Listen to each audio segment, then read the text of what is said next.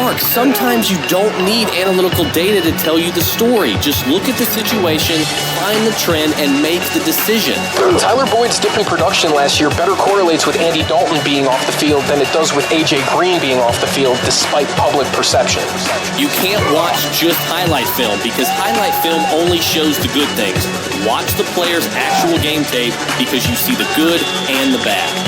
In 7 games in 2018, where all 3 starting Rams receivers were healthy, Brandon Cooks led the trio in targets, receptions, receiving yards, and total PPR points by a considerable margin. It's a beautiful day for football. Welcome into the RotoBros Fantasy Football Podcast. I'm Chris McConnell. And I'm Mark Wemkin. And we are the RotoBros. Mark, we had an amazing first 2 episodes. We are back with episode 3. Before we get started with this great episode here for everybody, let the folks know where they can find you. So you can find me on Twitter at Mark Wemkin. That's MarkWemken. Chris, where can they find you? Twitter as well, at Mind of McConnell. You can also find both of us at FSA Fantasy Sports Advice and Analysis on Facebook, the fastest growing fantasy sports community on the planet, literally on the planet. So definitely check that out. You will not regret it. Mark, we've got an excellent show as we have so far in our first 3 episodes of our amazing experience here with our new podcast. We're thrilled that everybody has loved it so far. We've had a lot of good things that people have said about it, so that's great. What are some of the things that we're going to be talking about today? There's so much to talk about. I can't even keep my thoughts collected here. I've got so many notes written down, and it's going to feel like I'm a robot because I'm not reading from a script, but as far as like notes are concerned, yeah, I've got my notes in front of me. So we got Duke Johnson traded to the Texans. How is this going to affect Lamar Miller, if at all? That's a pretty big story. I think that kind of shook the industry here a little bit. There's a lot to talk about there. There's a big situation going on over in Oakland with Antonio Brown. Will he play? Will he not play? He's acting a bit like a diva. He's got this foot problem going on. And I hate that word diva. I never use it with wide receivers. I need some ibuprofen. I need some ibuprofen. What a headache. Yeah, and it makes me feel stupid because I'm the one who's been defending him this whole time. Like, you know, it's not a positive environment in Pittsburgh. He needs to get out of there. And now he goes to Oakland and he's pulling this too. So there's something to talk about there as well. There's some fantasy implications there if for any reason he decides to walk away. We've also got a bunch of other news to talk about. So we heard just today, that Christian McCaffrey may see a lighter workload. I'm sure everybody else got that sleeper update as well. So there's something worth talking about there.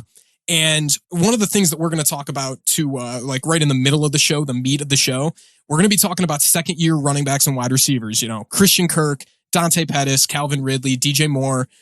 We're going to talk about Rashad Penny, Nick Chubb, Kerryon Johnson, Philip Lindsay. We have a lot to do, Chris. So I think we should get to work. We've got them all. Let's do it, buddy.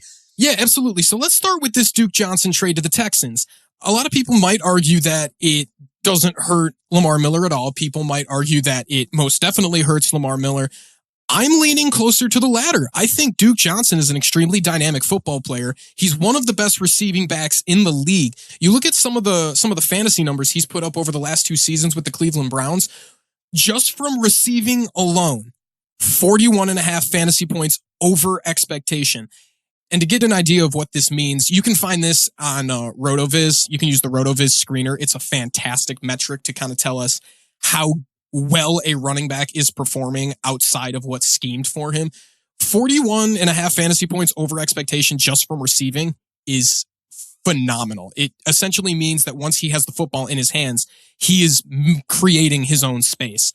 Lamar Miller, on the other hand, has not been as good as a receiver. He's only at about 15.5 fantasy points over expectation from receiving. Chris, where are you at with Lamar Miller after this trade? I'm right around where I was before, Mark. I moved Lamar up a little bit because here's the thing. I think that moving Foreman out of the way, I do think that was a good thing, especially from a goal line standpoint, because I think they definitely wanted to give some more of the short yardage and the goal line opportunities to Deontay Foreman. But for whatever reason, there were just some issues there, whether it was off field, whether it was on field, whether it was injuries. Something wasn't clicking there with the Texans and Deontay Foreman anymore. So they shipped him out. He's in Indianapolis now. And now you have Duke Johnson. You gave a 4th round pick away for Duke Johnson. So it's not chump change. Look, I think that Duke Johnson definitely has a place. He's definitely rosterable, especially in PPR. I don't think people need to be going nuts over him unless, of course, it was an injury or something to Lamar Miller. But look, I'm not going to panic on Lamar Miller that much. I've got him sitting here slotted at RB 25. I think he's going to be pretty much a rock solid RB2 this year, mainly toward, I guess, the mid to low end for the most part. But I do think that he has some high end RB2 upside to him, especially if he can continue to catch some passes and not have as many of his receiving opportunities taken away by Duke Johnson. But as you said, Duke Johnson is a great pass catcher in his own right. And look, last year in Cleveland, and this is with Nick Chubb, I mean, he finished as RB, was it 37 in PPR. So it's not like he is completely irrelevant. I mean, he's not going to be your most consistent player in the world either. He only, scored 8.2 fantasy points per game. So it's not like he's going to score a ton of points for you and be a consistent option. But look, I think Lamar Miller is going to be fine for the most part. He's not going to be a guy that I want as my RB1 on my team. And I probably, just to be safe, I probably don't even want him as my RB2 on my team. Look, if I can get him as my RB3, which is on all the teams that I have him, I've been able to get him this offseason as my RB3. So I'm fine with that. Yeah, that's something I think I could get behind. I'm not actively drafting Lamar Miller. I haven't been all summer. I feel like there's a lot of guys at his ADP that have a bit more upside. I like Derrius Guice's upside just a little bit more. Oh, yeah. In that range, in that 6th, 7th round area, you can also find Miles Sanders, who I am obsessed with. I'm freakishly obsessed with. There's a lot of good receiving talent there as well. So I'm not in love with Lamar Miller, but I don't hate him. If you draft him, I don't think it's a bad pick. It's just a low upside pick. The thing about the Houston backfield is there's just not that many targets funneled to the backfield. Between Alfred Blue and Lamar Miller, you're looking at a little over 110 targets over the last 2 years just between Alfred Blue and Lamar Miller. Speaking of Alfred Blue, who is no longer with the team, he's been bad. He's been flat out bad. Over the last 2 seasons, Terrible. Over the last 2 seasons, he's at nearly 40 fantasy points under expectation. That is horrendous. So, with that being the case, considering how efficient Duke Johnson has been with Cleveland, I think it's fair to assume he could be close to as efficient with Houston. Now, that being the case, I do think Lamar Miller has something to worry about. I do think his usage rate might decline a little bit. He's looking at 449 carries over the last 2 years to go along with 80 targets. I definitely think Duke Johnson is going to cut into that more than Alfred Blue did.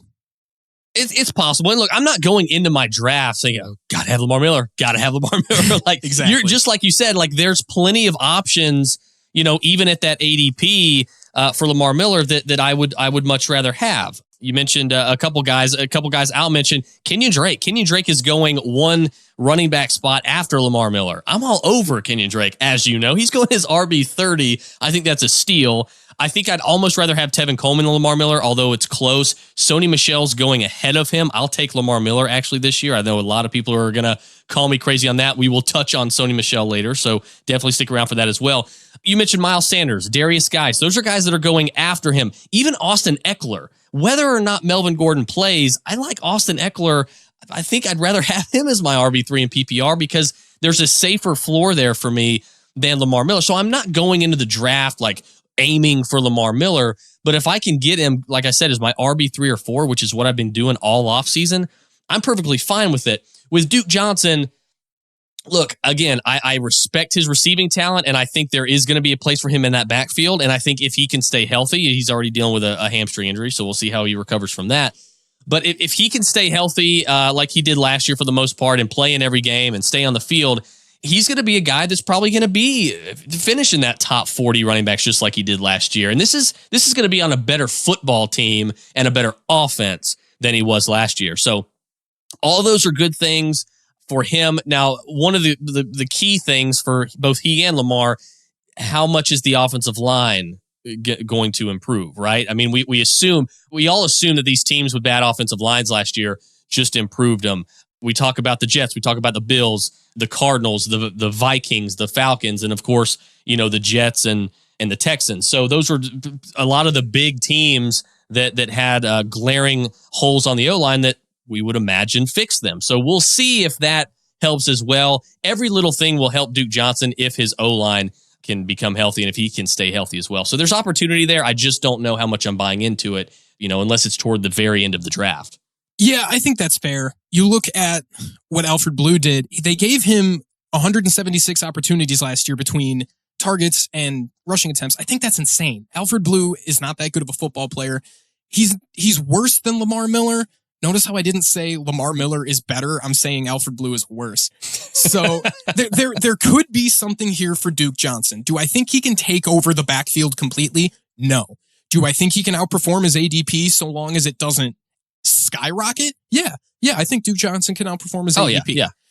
Moving on, let's talk about Antonio Brown. I don't want to spend too much time on this because we're gonna get ourselves in trouble. We're gonna get ourselves in trouble. I don't want to sit here and spend 10 minutes calling him a diva. I would rather just touch on what kind of fantasy implications that could happen if he doesn't play, and he's gonna play. I think it came out today on Sleeper that he's gonna play. But if for some reason something flares up and he doesn't play, who are we looking at? And with that in mind, assuming he does play, what kind of production are we looking at from Antonio Brown? Look, me personally, I've got Antonio Brown sitting at 14, okay? And I don't think that's obtuse at all. I've got him right behind Julian Edelman at 13. I've got him right ahead of Cooper Kupp at 15. So he's right there at 14. I'm not putting him as a high-end wide receiver 1 anymore. You drop down from Ben to Carr. That is a drop down. I still like Carr. I believe in him with the right coaching and the right offense and the right offensive line and running game and all that. But I don't think he's going to be Ben Roethlisberger good from a fantasy perspective. So I can't expect the normal Antonio Brown output that we've been accustomed to seeing. But I think 14 is fair. So I have him right outside as a wide receiver 1. I have him as a high end wide receiver 2. Again, I think that is very fair. But to me, it is too much of a risk because there are better options to me, especially at his particular ADP, that I would be more interested in owning in redraft. I don't have a single solitary share of Antonio Brown, and I don't plan to unless maybe I can get him in a steal of a trade and then I can flip him to somebody else. Maybe I have a Raiders fan in my leagues or something, but I'm just not big on Antonio Brown. He's going as wide receiver 9, and I get that he's living off his former production in Pittsburgh. I don't like him going ahead of Keenan or Thielen or Hilton, and even Diggs and Cooper is a little rough for me. So I'm selling on that. All right, that sounds fair. Chris, I'm going to put you on the spot here. We didn't talk about this. This isn't a segment we planned, but I think it'll be fun. I'm going to give you a name to go along with Antonio Brown being drafted right around where Brown is going, and I want to know if you will take the name or if you'll take Antonio Brown. I don't want any reason why. Just let me know who you think. No, okay, come on. Don't take that as an insult. Ooh, a surprise. I think it'll be fun. A surprise. No, I think this will be fun, and I think it'll give people an idea Hit me with it. on where we stand with Antonio Brown. So the first name. Let's do it. George Kittle, Antonio Brown. I'll take George Kittle. Zach Ertz, Antonio Brown. I'll take Zach Ertz. Mike Evans, Antonio Brown. Mike Evans. All right, here's the last one, and I think this is going to be funny. Antonio Brown or Damian Williams? Oh, he hit me with it. I will go Antonio Brown. You found the matchup. You found the matchup where Antonio Brown would win. Yeah, and we've talked about it at length with Damian Williams, so don't really have to get into that. Look, again, with Antonio Brown, it's just there is a lot of risk involved. I mean, I think this guy is going to play. I never thought he was going to retire. That was ridiculous. But it's just like every week. And I don't know if like they're secretly doing this for Hard Knocks or something, but like you posted something on Twitter earlier, like we were getting gypped for or we were getting completely clowned for Hard Knocks ratings. And it's like, that's not really out of the realm of possibility here. Like, I can't put anything past Antonio Brown. Next week, what is he? He's going to have a hangnail, and he's going to be complaining to the NFL that, he shouldn't be having to play with a hangnail and he shouldn't get docked money or something. He'll come up with something. It just seems like every week there's something with this guy. And for me, I understand the talent. I appreciate the talent. I respect the talent. I respect the on-field game. But for a guy that quit on his team last year, I don't want any part of it.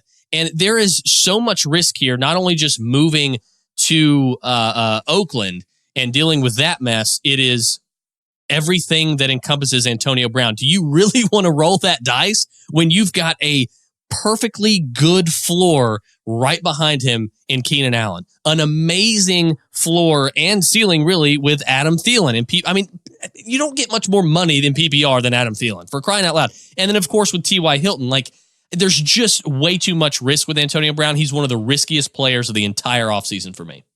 I see where you're coming from, and a lot of people aren't talking about is that he did regress last year. He did take that step back that we'd been expecting once he hit age 30. He posted the lowest catch rate and the lowest yards per target since 2012, since before he broke out. He salvaged his fantasy season by catching a lot of footballs. He caught 104 and scoring 15 touchdowns. 15 was a career high. Antonio Brown is going to be playing with a worse quarterback on a worse offense. I would have to get him late. George Kittle would have to be gone. Zach Ertz would have to be gone. And for the record, it's not. I hear you about him having a little bit of a downtrend last year. And for me, look, I'm one of Antonio Brown's biggest critics. But it's like I'm not even with that information you just gave us here. I'm not going to look at that and say, oh yeah, that's the sign right there. No, to me that was more of, and you'll appreciate this as a Juju guy. I think that's more of Juju getting better and breaking out and everything like that. But I think they meshed well with each other and they helped each other out in that area. But I'm not going to look at last season's stats and just say, okay, yeah, we saw this coming. It was just, for me, it was the move. Like, if he was still in Pittsburgh, he's a top 4 wide receiver off the board for me. I mean, well, I probably still wouldn't take him over Thomas, Adams, Hopkins, or who. Top 5 wide receiver. I'd take him over Hill and Beckham and Juju and Evans and all that. But it's the move for me. That's the biggest thing. But there is, just with Antonio Brown himself, there's plenty of risk. And I can't do it. I can't buy it. I think that's fair. And like I was saying before, a lot of guys would have to be off the board before I'm comfortable drafting Antonio Brown. Earlier, you said you'd take Antonio Brown over Damian Williams. I would 100% draft Damian Williams over Antonio Brown. George Kittle, Zach Ertz, Mike Evans, Stephon Diggs, Amari Cooper, Leonard Fournette. I'm drafting all of them in that 3rd round area over Antonio Brown. One more thing before we move on. There's 3 wide receivers under Antonio Brown that I think are going to be fantasy relevant depending on where the targets flow. We've got Tyrell Williams in his first year with Oakland. We got Hunter Renfrow. And then we got one of your guys, a guy that you have been all over in FSA talking about, and that's Keelan Doss. Say his name. Put some respect on it. Say my name. Yeah, look, I think these are guys. The Oakland receiving core is very interesting. Okay, and look, Keelan Doss was my number 1 wide receiver in the draft. Like, I love this guy. He's my number 2 wide receiver in Dynasty for fantasy purposes. I think he has a rock solid floor. He is just almost money when he's going to get his opportunity. He's more of a year 2 and beyond, so don't go thinking he's going to be a top, a rock solid wide receiver 2 in year 1. But it is a very interesting receiving core here, so there's a lot to go around. It is interesting. Of course, Brown is the best of the bunch, and I would take him over any of the other guys for 2019. But there's just a lot of risk all the way around for me. Especially in that offense. You mentioned that Derek Carr is a little underrated. I think he's more like Joe Flacco West. I'm not a huge fan of Derek Carr. He plays safe, but he plays overly safe. He doesn't like to push the ball downfield. That frustrated Amari Cooper. That pushed Amari Cooper out of Oakland. So moving on, there's one more small thing we want to talk about before we get to the meat of the show, and that is this news coming out about Christian McCaffrey reportedly having a lighter workload because they're looking for somebody to take some of that RB2 usage away from him. I want to go on record. I'm not afraid. Christian McCaffrey is my 1.1. He's a high-end wide receiver too, that's going to run the football 270 times and get you 1,200 yards on the ground. He's my 1.1. He's going to score a ton of touchdowns. He's going to be an absolute freak this year. And I think he's our best shot at a 1K running back. 1,000 yards rushing, 1,000 yards receiving. Do we have an alarm sound effect? Can we get an alarm sound effect here? Because I'm kidding. I'm not panicking on Christian McCaffrey. Nobody needs to panic on Christian McCaffrey. He's going to be fine. I'm not worried about Jordan Scarlett or even my guy, Elijah Holyfield, or Cameron Artis-Payne hurting his value. He's going to be just fine. Whether or not he's taken away any short yardage or goal line opportunities, Christian McCaffrey's going to be just fine. He is, and he should continue to be considered one of the big four at the running back position this year. And look, if somebody wants to take him 1-1, I think it's going to be a mistake because I think Barkley should be the guy, but it's not. I'm not going to argue with it. Like any of those four guys, I think, well, maybe not Zeke right now, could be considered a 1.1. And so McCaffrey is certainly one of those guys. He would personally be my 1.4 right now, but I think that it is interesting, and it allows these deep dynasty players like myself who like to find those diamonds in the rough and those late round gems, somebody who can really step up and be that dependable short yardage goal line running back for the Panthers and not necessarily have a bunch of fantasy relevance, but first of all, for year one, prove that they are worthy of that spot. And then maybe in 2020 and 2021, that's when they start to really form more of a, not as much of a 50-50, but more of a, they close the ratio gap, so to speak, as far as workload, kind of like D'Angelo Williams and Jonathan Stewart did for Carolina years ago. Not exactly that close, of course, because you want your best player, McCaffrey, to have the ball as many times as possible. But instead of having a 90-10 sort of ratio, maybe it's 70-30 or something like that.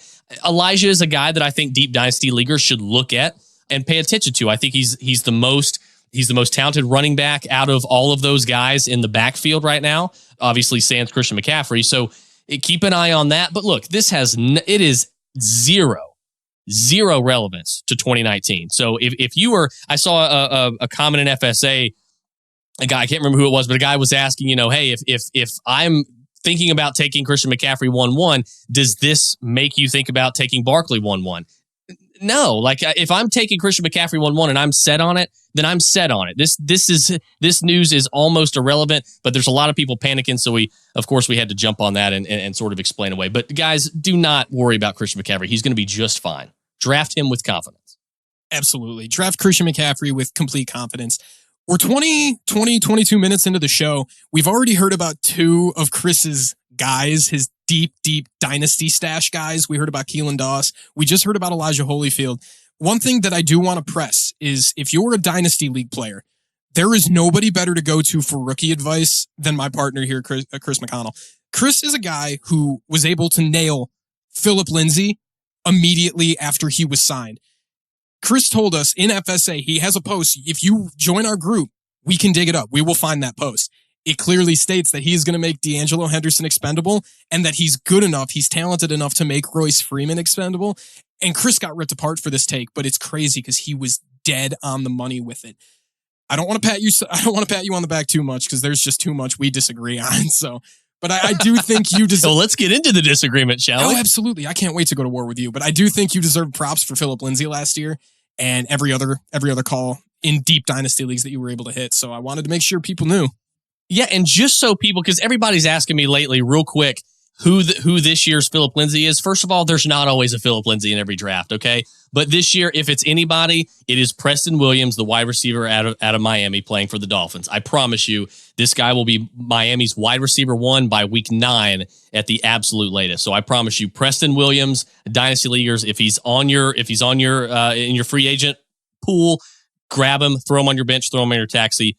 You'll thank me later on him. For what it's worth, Chris put a post up about Preston Williams in FSA about how basically what he just said. He put a post up before the preseason started. So before he balled out in week 1 of the preseason and everybody lost their minds, Chris was already on him. So I'm going to give him props there. I think he's very insightful with rookies. But moving on, we got second-year running backs and wide receivers to talk about. I want to start with the Carolina Panthers and DJ Moore. We're also going to touch on Curtis Samuel here going into year 3, but I think it's worth talking about both of them. Where are you with this wide receiver core? So here's the thing. I like both DJ Moore and Curtis Samuel. I am bigger on DJ Moore for this season and moving forward. I mean, DJ Moore's their number one guy. I think he's more talented of an overall wide receiver. I don't think he'll ever be this elite wide receiver one like Steve Smith was, but I do think that DJ Moore could eventually be a top flight wide receiver 2 and a consistent wide receiver 2 year in and year out. I love both these guys. This year I have DJ Moore sitting at wide receiver 28 with, more of a wide receiver 20 ceiling. And I have Curtis Samuel sitting at wide receiver 36 with like a wide receiver 29 ceiling. So I'm very, very high on these guys. I love them. I've got Greg Olsen as tight end 9. So I'm big on this. I don't have the Panthers making the playoffs, but I do think that the Panthers offense takes a step forward this season. And I think that's really going to actually help a guy we were just talking about, Christian McCaffrey, and help them take the load off him a little bit. And that's one of the those two guys are one of the reasons why I have Cam Newton really having a more of a bounce back season, getting back to more old Cam Newton. I have him as a top 7 quarterback. He's QB7 for me. I think he could be as high as QB3 from a fantasy perspective this year. I think he's going to be fully healed. I'm huge on him this year from a fantasy perspective.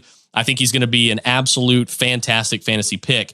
And I do love DJ Moore this year. I do love Curtis Samuel. These are guys that I would love to have DJ Moore as my wide receiver 2. I don't want him as my wide receiver 1, but I'll take him as my wide receiver 2. Curtis Samuel, if I can have him as wide receiver 4 or 5 on my team, which that's what I've been able to do this offseason so far, I'm thrilled with it. And I think it's a very high upside off your bench for, when injuries hit, when bye weeks come.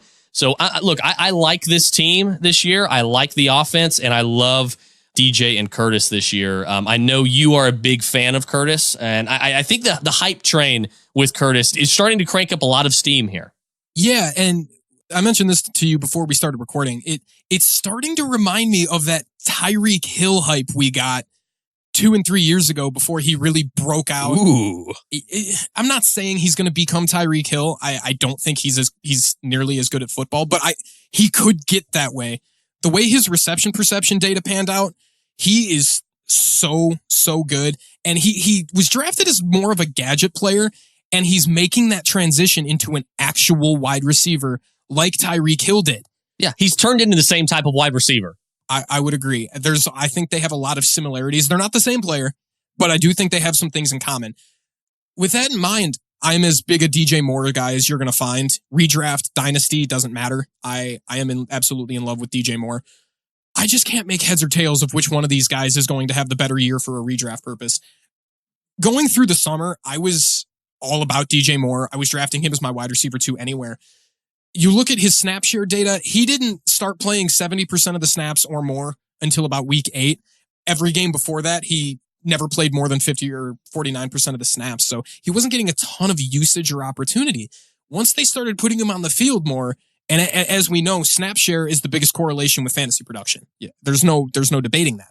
Once he got on the field more than 70% of the time, from that point onward, he saw 64 targets, caught 42 of them, led the team in receiving yards, was second on the team in air yards behind just Curtis Samuel.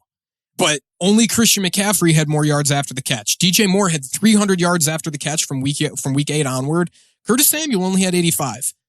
With that in mind, Curtis Samuel caught 4 touchdowns over that span to DJ Moore's 1. As far as target share, air yard share, and weighted opportunity are concerned, these two guys are neck and neck last year. It really boils down to just picking who you think is more talented and who you think the usage could flow through, because they're not that different from a draft equity perspective. So it's not like DJ Moore is going to demand this gross amount of targets over Curtis Samuel, and it's not like Samuel can do the same. Yeah, and I think DJ Moore has I think he's going to be a little bit more consistent week to week. So I agree with you there, and I think he has obviously the higher floor. And I think he's a safer pick in totality right now as Curtis Samuel continues to develop. And again, like you said, he's not Tyreek Hill. He doesn't have the quarterback consistency that a Tyreek Hill has. So we don't need to expect him to be really anything close to Tyreek Hill. But he is going from gadget player like a Tavon Austin, and he is turning into the same type of receiver as Tyreek Hill, where you can pretty much move him all over the field, do a bunch of different things with him. But at the end of the day, to be an actual wide receiver in the NFL, you can begin to rely on Curtis Samuel. So that's kind of nice. Who else we got with our second-year running backs and wide receivers? Because we got a lot of these names here because there are a lot of them are popular names in these drafts this year. A lot of them are breakout candidates for a lot of folks. Yeah, some of these guys are starting to go pretty high. We've heard some negative news coming out of camp about Dante Pettis, so I would love to hear your thoughts on three guys. These are three wide receivers that I know you do praise highly. I'm not insanely high on any one of them, but I'm also not afraid to draft any one of them. I think they all have risk and upside as far as redraft is concerned. So we've got Christian Kirk, Dante Pettis, and Calvin Ridley. If you could rank those three wide receivers for me and give me some reasoning why. Sell me. All right, I'll do my best, Mark. All right, so right now I'm going to go, and I have them all very close this year. So I have Calvin Ridley as wide receiver 20. I have Christian Kirk as wide receiver 21, and I have Dante Pettis as wide receiver 23. So they're all within 4 slots of each other.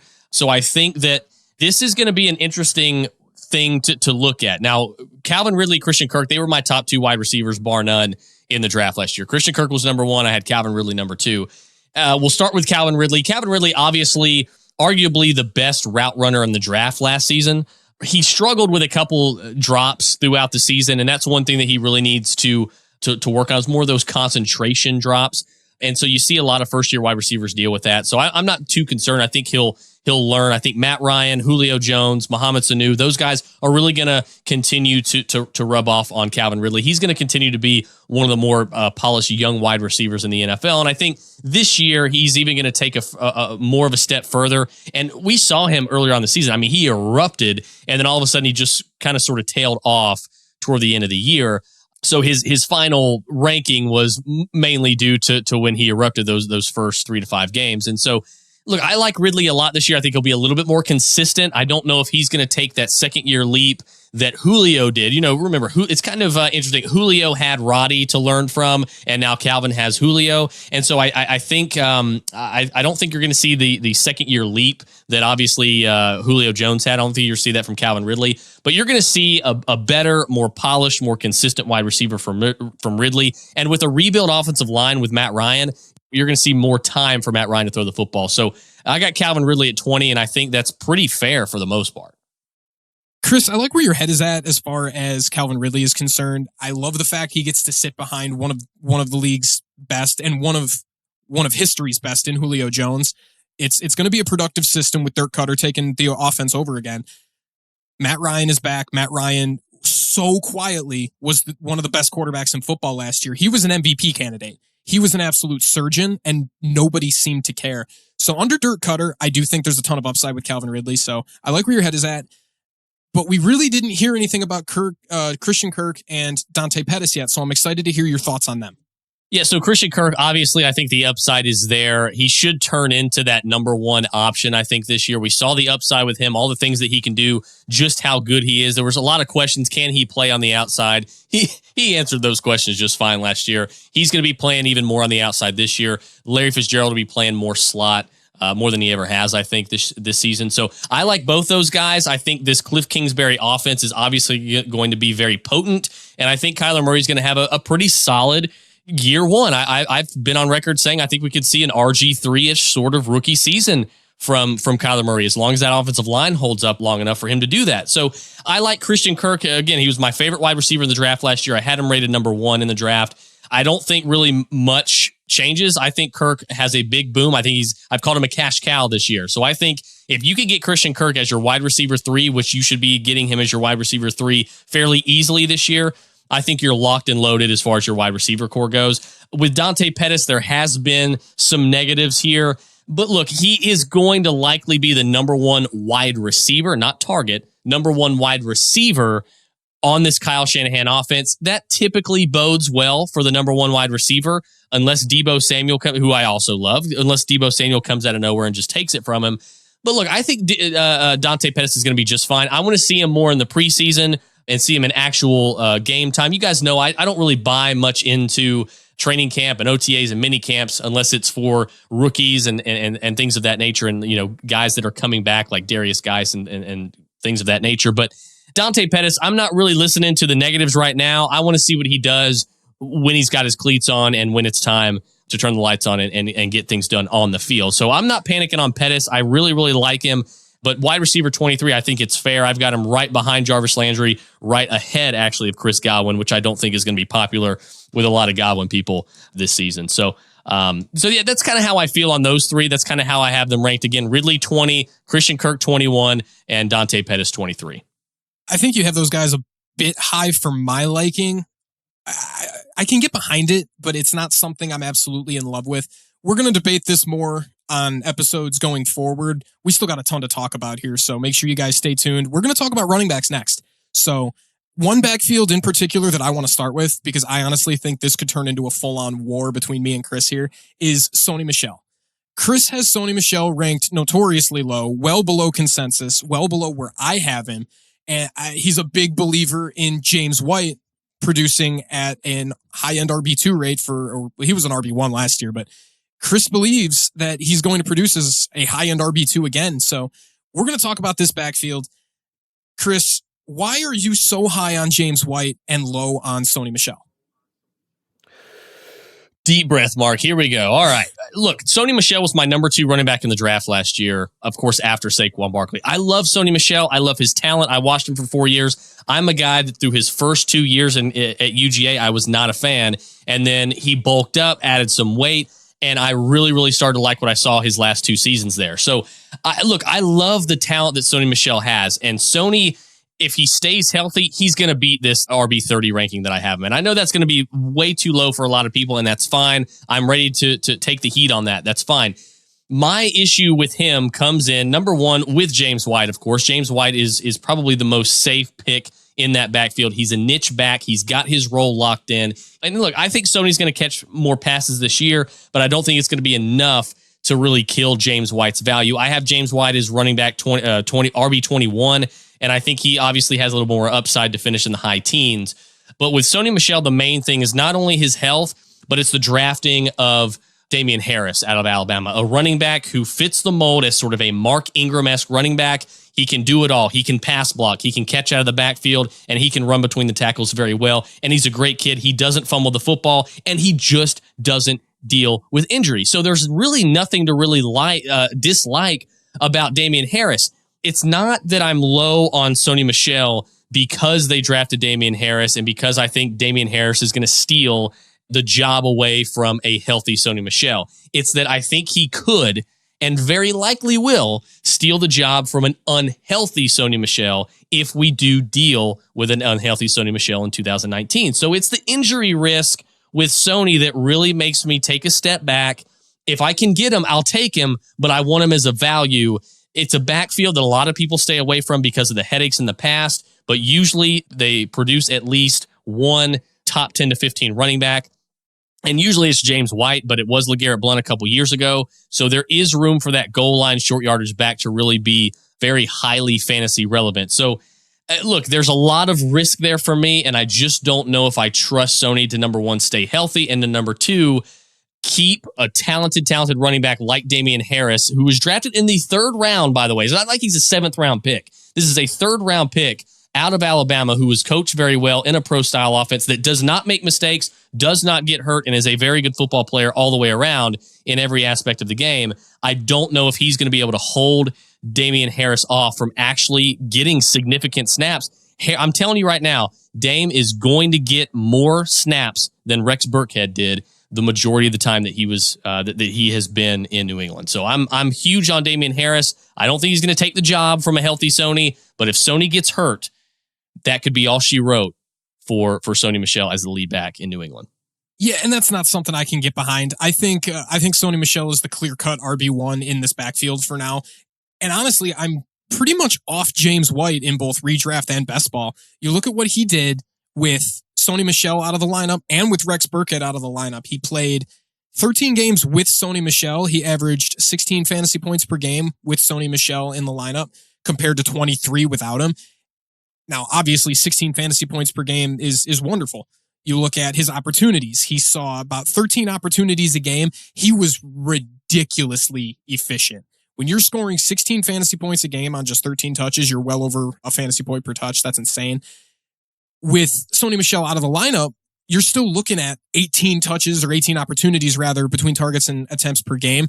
That is gross efficiency. You extrapolate those 23 fantasy points over a full season. He's a high-end RB1. He's top 5. So we saw a lot of production from James White that I just don't think we're going to see again. And going along with that, you've got Rex Burkhead, who missed 8 games last year. And in those 8 games, we're not done here. In those 8 games, James White averaged 21.1 fantasy points per game, about 17 opportunities. In the games where Rex Burkhead was active, only about 10 to 11 opportunities per game and 13.5 fantasy points. So I honestly think it lowers both his floor and his ceiling with Rex Burkhead being back. He may not make the team. We don't know yet. But with Rex Burkhead being back, Damian Harris joining the mix, Sony Michel being healthy, he's at training camp. He is practicing in full in training camp. I don't like James White's upside. I do like Sony Michel's upside. I want to make sure, before we move on to another run, I want to make sure people understand me on Sony Michel, okay? My final thing here is, look, it's not that they drafted Damian Harris, and I think he's better than Sony. I don't. But there's a lot of risk with Sony in the injuries, number one, and number two, it's the draft equity. You used a early round draft pick on a running back of all things that you really didn't even need. Okay, but it was not only was it a running back, but it was a running back that doesn't get hurt, doesn't make mistakes, and is a very good all-around football player. So you spent that draft equity on that position. That tells me you plan on using them, and I just think that is going to hurt Sony in the long run, and I think it's going to hurt him more than James White. We will see who it hurts the most. I think Rex is borderline irrelevant now, but we'll see how that shapes out. It's always impossible to tell with Belichick in that backfield. Bella trickery is what we used to call it. I think they still call it there. There you go. Yeah, good old Bella trickery. I really hope that term dies. So I want to apologize to everyone whose ears I just poisoned by saying it. But the fact of the matter is, you want pieces of this backfield. You don't fade the New England backfield. There's so much opportunity. 100%. Yeah, Sony Michel had 220 opportunities last year. I do not think he catches single-digit balls again. There is no way he's only going to catch 7 balls. He should catch at least 30, in my opinion. He should see a lot more than 11 targets. I do think he was a decent pass catcher in college. Did see 210 rushing attempts. He saw about the same workload Nick Chubb did. Nick Chubb saw 220 opportunities. Sony Michel saw 220 opportunities for the both of them. I didn't realize they had that in common, but that's insane. The production was not that far off. Nick Chubb is going to cost you a first-round pick now. Sony Michel is going to cost you a 5th, maybe even a 6th. There's so much upside with Sony, especially because he can play the whole position. He did in college. There's no doubt in my mind he can take a step forward this year. Damian Harris, I'm not too worried about now. I actually think he's more of a problem for Rex Burkhead going forward and James White. You've already cited that he's a bigger problem for Sony. I think he's a bigger problem for the other two. Moving on, we need to talk about Nick Chubb and Kerryon Johnson. Where do you have Absolutely. Oh yeah. Where do you have these two ranked? Are they close? Are they far? Are you high on both of them? Because honestly, I can get behind drafting both of them. The only problem is I think Nick Chubb is going to cost you a lot more. I mean, he's going about 10 to 12 picks earlier than Kerryon Johnson.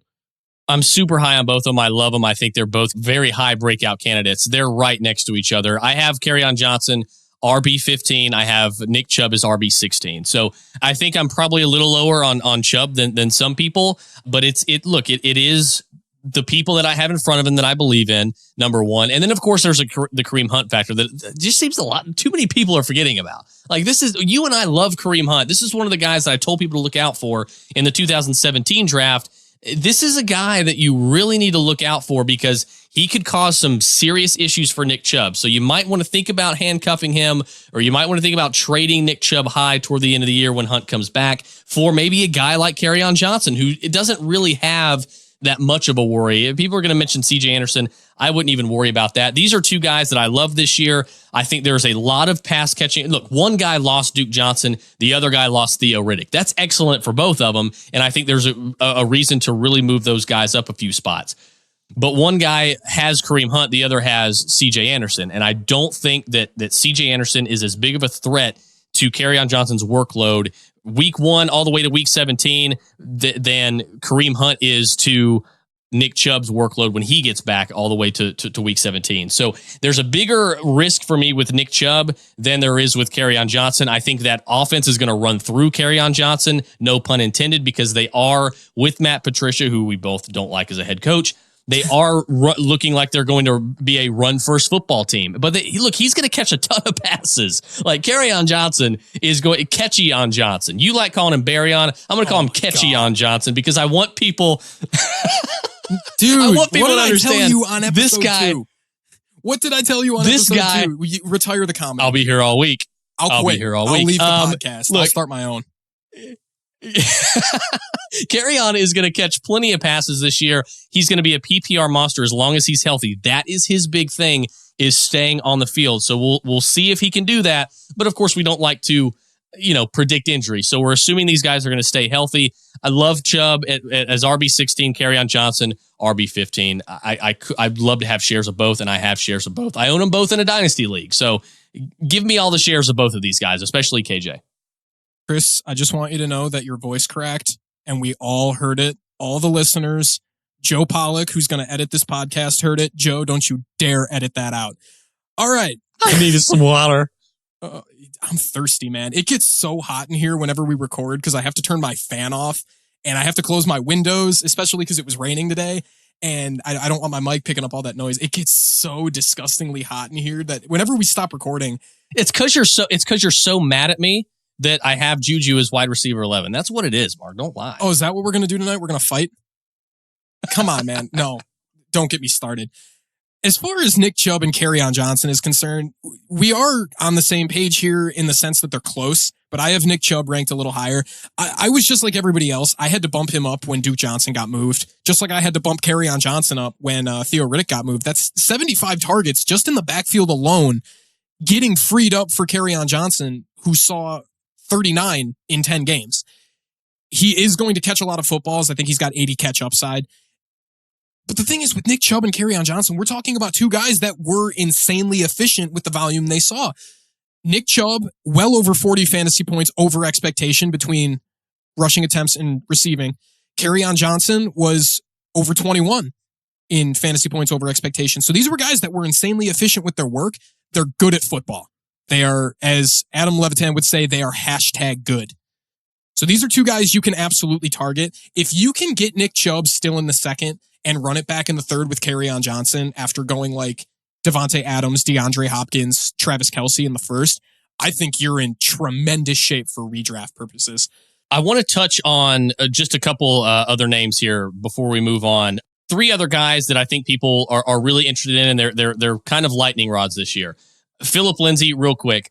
Me personally, I know a lot of people are getting a lot higher on Royce Freeman. They think he's going to have a much better year. I think he'll have a better year. I think that whole behind that new revamped O-line in Denver, yeah, I think they're going to have a much better year as a tandem. So look, I'm buying Royce Freeman a little bit, not as much as Philip. I have Philip as RB14. I think he's going to pick up right where he left off in 2018. So I love Philip Lindsay. I don't think he's going to really fade at all this season from a fantasy perspective or a reality perspective for that matter. I think they're going to get him the ball on screens and bubbles, and I think he's going to catch a lot more passes as well. Ronald Jones is a guy that a lot of people are like, oh my God, do I get him as your RB4 or 5? Let me tell you something right now that I told Marlon Mack folks last year. You get Ronald Jones every damn time, because why not?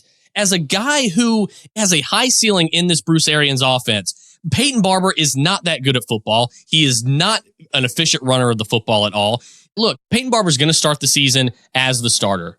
Ronald Jones will start the season on the bench. But Ronald Jones, in my opinion, by the end of the year, should be the starting running back. And there's really no risk involved when you're drafting him as your RB4 or 5 toward the end of your draft. There's no risk involved. Go get Ronald Jones, because I think this year he could be this year's Marlon Mack. There's no reason not to own him, and that's exactly what I told people last year. Everybody was worried about Marlon Mack because he was running behind a bad O-line with a questionable quarterback and a questionable coaching staff, who we know now is not a questionable coaching staff, of course, but behind a questionable quarterback and a bad O-line, and he didn't have a good year. Well, duh, he was a rookie. You got to factor those things in. Ronald Jones had the same issue, and he only had 30 touches. This guy's going to get so much more than 30 touches. He pretty much didn't even have a chance to really prove himself. So get Rojo late. Ronald Jones is going to be just fine. Derrius Guice, real quick. He is a risk, but if you can get him as your RB3 or 4, which I think you can, I think that's pretty reasonable this year, you're going to be just fine with that. I would like predominantly to pair him with Adrian Peterson just in case he gets hurt, just in case Derrius gets hurt again. Adrian Peterson made my 2019 all-value team. I think he's an excellent value pick toward the end of the draft. So definitely look to pair those two guys up. But I think those three guys, I really wanted to touch on those guys real quick. Those are guys that I'm going to talk more in depth about when we talk about my rankings next week. This episode was more about Chris's rankings than anything. We want to cap the show off with a look at the Big Seven, or Chris's Big Seven. What do I mean by that? We're going to talk about his top 7 running backs. He's got Le'Veon Bell ranked aggressively high, so high that I make fun of him about it behind his back. Chris, break down your top 7 running backs so we can all point and laugh at you, and then state your case. All right, let's just go 10-1, and then we'll talk about the Big 7, actually. So 10-1, Devontae Freeman at 10, David Johnson at, all right. If you have David Johnson ranked at RB9, Chris, I'm going to reach through this computer screen and throat punch you. I don't. Here's the good news, Mark. I don't have him as RB9, but I do have him as RB8. So I have Freeman as RB10, Leonard Fournette is RB9, David Johnson RB8. I have Gurley after that at 7, Joe Mixon at 6, McCaffrey at 5, Zeke at 4, Alvin at 3, Le'Veon Bell at 2, Saquon Barkley at 1. So let's get into it. Saquon at 1, no surprise there. Not even going to spend any time on it. Le'Veon Bell at 2. Look, I know it's aggressive. Matthew Berry even has him as RB13, which I think is ludicrous. But look, I think we've talked about it in the last episode. He is going to get a ton of work. That ball is going to be shoved down his throat every which way in that Adam Gase Jets offense. So, and it's improved now with, again, Ryan Khalil coming out of retirement. So the offensive line has improved. The quarterback has improved. The weapons have improved. There's no reason that Le'Veon Bell, who should have fresh legs after sitting out the season, there's no reason he should have any sort of issue. Everybody remembers in basketball when Kawhi Leonard essentially sat out the season and everybody just forgot about that, him being a top 3 player. Nobody talked about him being in the top 5 anymore. Well, guess what? Le'Veon Bell is 2019's NFL version of Kawhi Leonard. Don't be the guy that forgets about Le'Veon Bell. I think he's a surefire top 5 running back. I am just more bullish on him than anybody. Kamara at 3, of course. Zeke at 4, which at 4 and 5, I guess, with the holdout situation, you don't know what to expect. I think he's ultimately going to play week 1, so we'll see how that plays out. But a couple of the names I wanted to touch on, David Johnson as RB8. I want him as a top 10 running back, Mark, but I still have to be cautious because, he finished last year, I believe, as RB9 behind a bad offensive line with just, we don't even need to talk about the horrible coaching. He should have much better coaching this year. They should be able to get him the football and be a much more imaginative with him.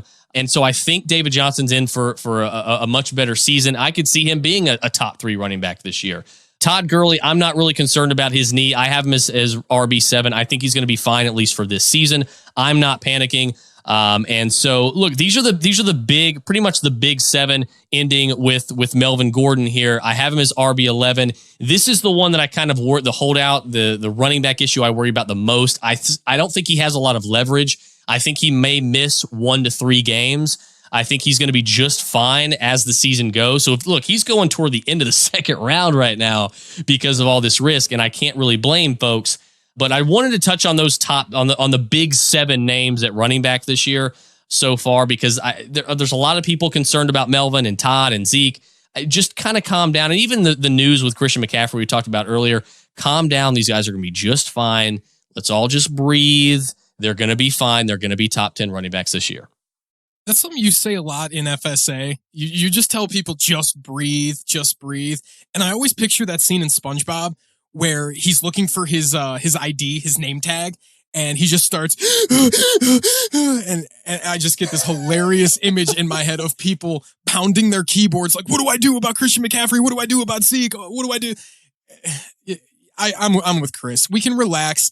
As far as Zeke and Melvin are concerned, we have an issue there. We have a real issue there, but anybody else outside of that, let's pump the brakes, continue drafting Christian McCaffrey as you normally would. Continue drafting David Johnson as you normally would. We're going to talk about David Johnson a lot on the next episode because me and Chris have him pretty far apart.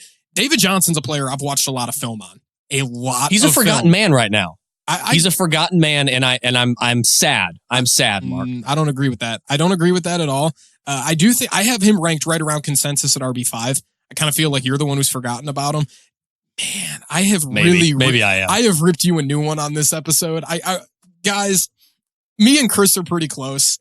I love giving Chris crap, whether it's on the podcast, whether it's in FSA, on Twitter, or if we're just texting, talking about what we're going to talk about on the show. Me and Chris are really close. So I'm just messing with him. He knows I'm messing with him. So you guys might think I was brutal on this episode, but hey, it was about his rankings and I'm not going to let him off easy. Chris gets a little aggressive and it's not a bad thing. It's not a bad thing that Chris gets aggressive, but come on, let me have my fun. I'm very absolute with a lot of my takes, a lot of my opinions. Hey, Mark, this was a great episode. Hey, producer man, what did we get wrong? What stats did we get wrong? Let us know. And by producer, we do mean Joe Pollock, the human stat sheet at the human stat sheet on Twitter. He's actually the guy that edits this podcast for us, and he makes us sound so much better than we are. So I just want to make sure he gets a shout out. Shout out to Murph Hamilton as well. He's the other guy over there on the Fantasy Football Takeaway. He has been huge in us getting this podcast off the ground as well. So I want to thank both of them. And again, I would love to hear more about what me and Chris get wrong, not only in FSA, but on the podcast. Pretty clean show, guys. It's at Human Stat Sheet, not the Human Stat Sheet. The Sony Michel Nick Chubb segment included 220 opportunities for Chubb. Chubb actually saw 221, not a big deal. Also, Chris's Big 7 rankings seem to include 11 players, if I counted correctly. So maybe a little Sesame Street would be nice on that one. Other than that, great job, guys. Thank you, producer man, for those corrections there. Sorry, we got those wrong. Guys, thanks for hanging out with us tonight. This was a lot of fun. Again, our third episode. Again, we're just getting this thing started. We're glad that you are on this fantasy journey with us right before the 2019 season. It's going to be a blast. You guys are wonderful. We love each and every one of you guys. Mark, before we go, how can the people find you? You can find me at Mark Wemken, MarkWemken on Twitter. I'm pretty active on Twitter. I love to post film threads. I love to post analytical little nuggets. I love to just be active and talk to the rest of the community, talk to the rest of the industry. Chris, where can we find you, bud? You can find me on Twitter talking about how Damian Harris is a problem for Sony Michel owners. That is on Twitter at Mind of McConnell. And you can also find both of us at our original home at FSA Fantasy Sports Advice and Analysis on Facebook. Go to Facebook, type in FSA Fantasy. The group will pop right up. And there's also some big news, guys. You can also find the RotoBros Fantasy Football Podcast now on all major podcast platforms. That's Apple Podcast, Google Podcast, Google Play Music, Spotify, Podbean, and Stitcher, including many more. Please check us out. Go to your platform of choice. Give us a like, give us a rating, give us a review, subscribe, download, share, and learn most importantly. Guys, for Mark Wemken, I'm Chris McConnell. We are the RotoBros. We love you guys. Thanks for listening. And as always, keep balling, baby.